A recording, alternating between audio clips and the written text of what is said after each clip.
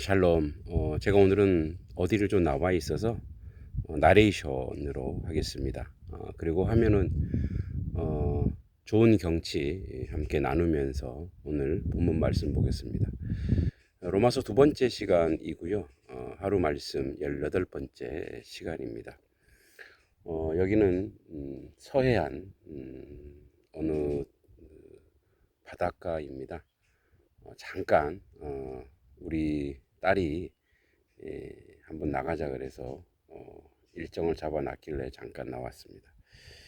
그럼에도 불구하고 말씀을 쉬는 것이 조금 제 마음으로 좀 무안하고 또 죄송스러워서 함께 나눕니다. 로마서 1장 18절에서 25절입니다. 하나님의 진노가 불의로 진리를 막는 사람들의 모든 경건하지 않음과 불의에 대하여 하늘로부터 나타나나니 이는 하나님을 알만한 것이 그들 속에 보임이라. 하나님께서 이를 그들에게 보이셨느니라. 장세로부터 그의 보이지 아니하는 것들 곧 그의 영원하신 능력과 신성이 그가 만드신 만물에 분명히 보여 알려졌나니 그러므로 그들이 핑계하지 못할지니라. 하나님을 알되 하나님을 영화롭게도 아니하며 감사하지도 아니하고 오히려 그 생각이 허망하여지며 미련한 마음에 어두워졌나니 스스로 지혜 있다 하나 어리석게 되어 썩어지지 아니하는 하나님의 영광을 썩어질 사람의 새와 짐승과 기어다니는 동물의 모양의 우상으로 바꾸었느니라. 그러므로 하나님께서 그들을 마음의 정욕대로 더러움에 내버려 두사 그들의 몸을 서로 욕되게 하게 하셨으니 이는 그들이 하나님의 진리를 거짓 것으로 바꾸어 피조물을 조물주보다 더 경배하고 섬김이라. 주는 곧 영원히 찬송하실 이시로다. 아멘. 자, 오늘 18절부터 25절까지의 말씀은 인간의 그 죄성, 인간이 얼마나 추악한 존재들인가에 대해서 분명하게 밝히고 있습니다. 그래서 그 특징적인 것들이 몇 가지가 있습니다. 먼저 그들이 경건치 않음과 그 불의함에 대해서, 그래서 하나님의 진노가 불의로 진리를 막는 사람들, 진리를 막고 그래서 경건치 않고, 근데 이런 것들에 대해서 누가 아냐? 세상은 몰라요. 근데 하늘은 안다는, 하나님은 아신다는 거예요. 그래서 이 하나님께서 그것에 대해서 이제 이 땅에서 그 판단 기준이 없는 거죠. 판단 기준이 없기 때문에 이 땅 가운데 있는 인생들은 알지 못하는 것을 하늘에서 안다는 거죠. 누가 그것을 우리에게 알게 하셨습니까? 예수 그리스도께서 우리에게 이것을 알게 했다는 거죠. 그래서 하나님을 알만한 것들이 그들 속에 보임이라. 하나님께서 이를 그들에게 보이셨느니라. 이미 하나님을 알 수 있는 것들을 우리 안에 이미 내재해 있다라는 거예요. 왜냐하면 하나님이 우리를 창조하셨거든요. 우리 안에 하나님의 형상, 물론 무너졌고 망가졌지만 그런 것들이 우리 안에 이미 내재되어 있는 것들을 이제 우리는 알지 못했지만 그리스도가 오셔서 우리에게 그거를 알게 하시고 우리를 새롭게 하셨다는 거예요. 창세로부터 그의 보이지 아니하는 것들 곧 그의 영원하신 능력과 신성이 그 만드신 만물에 분명히 보여 알려졌나니 그러므로 그들이 핑계치 못할 것이다.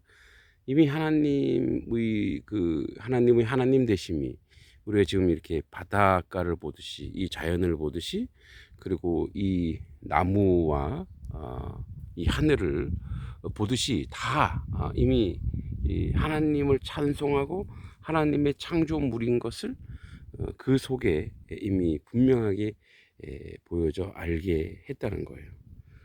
그러니까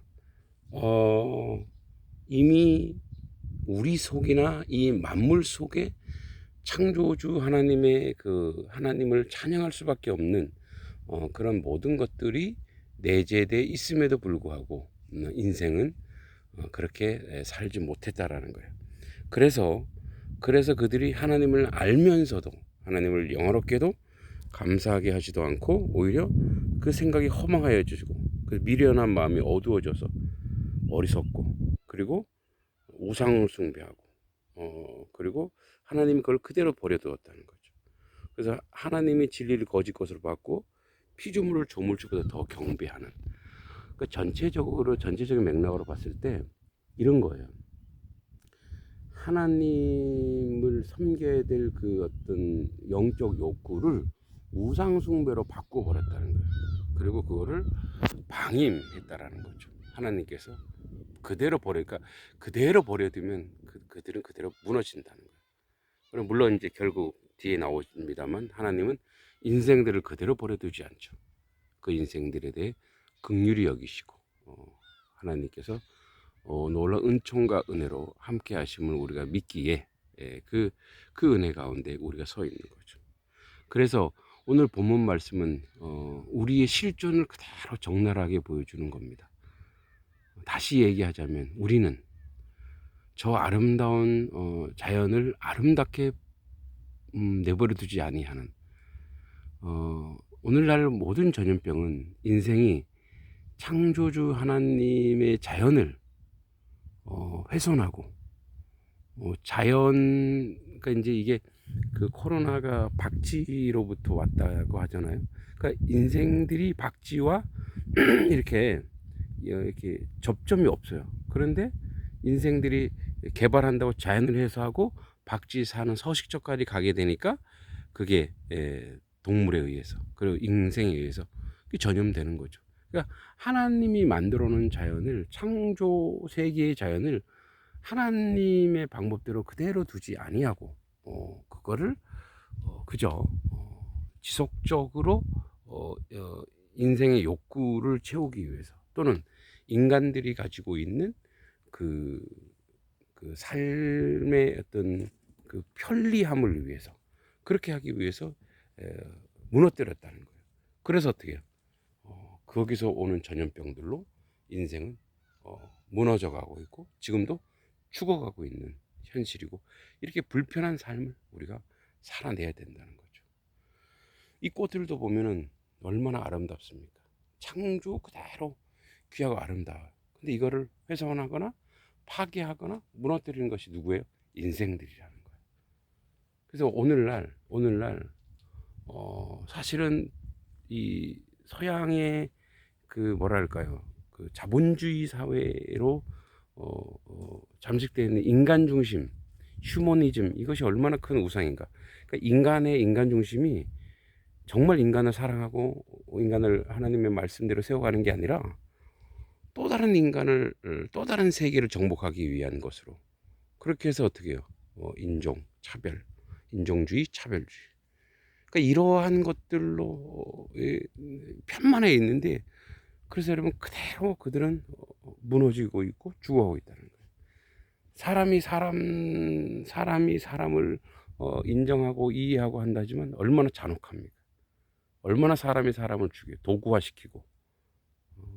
그래서 자본주의 시대에 돈이 최고이기 때문에 돈으로서 인생들이 그 물질로서 물질의 목적에 부합되지 않으면 어떤 악한 환경 속에서도 인생들의 그 삶을 착취하고 그들의 어떤 행복을 온전하지 않도록 무너뜨리는 그러한 인생들이 우리의 모습이라는 것을 분명하게 오늘 말씀은 보여주고 있는 것입니다. 이것을 고백해야 됩니다. 우리는 그럴 수밖에 없는 존재다. 우리는 그런 인생이다. 그래야 온전한 회개가 있어야 다시 출발할 수 있습니다. 로마서 1장 전체를 한번 정리해 보면 이런 겁니다. 하나님께서 우리 인생들에게 무언가 준비했다라는 거죠. 그래서 사도 바울이 복음을 택정받아서 이 복음은 약속한 거라는 거예요. 그래서 1장 16절 17절에 우리가 믿음으로 살 수 있다. 근데 우리 현실은 어떠냐? 이제 현실을 얘기해 주는 거예요. 우리 현실이 이렇다. 그래서 뭐죠? 병을 치료하려면 무엇부터 해야 됩니까? 진단이 돼야 돼요. 그리고 그걸 도려내야죠. 그 진단이 안 되면 그 진단은 하늘로부터, 우리의 영적 진단은 하늘로부터 임하여 우리를 치료할 수 있죠. 하나님으로부터 우리를 치료할 수 있습니다.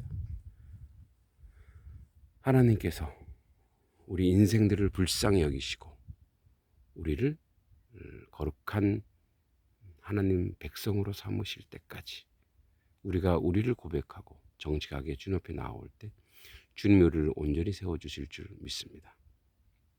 오늘도 우리의 실존을 고백하고 아는 자리에서 하나님만 영광 돌릴 수 있는, 오늘 25절 마지막 부분에 나오죠. 뭐라고 되어 있습니까?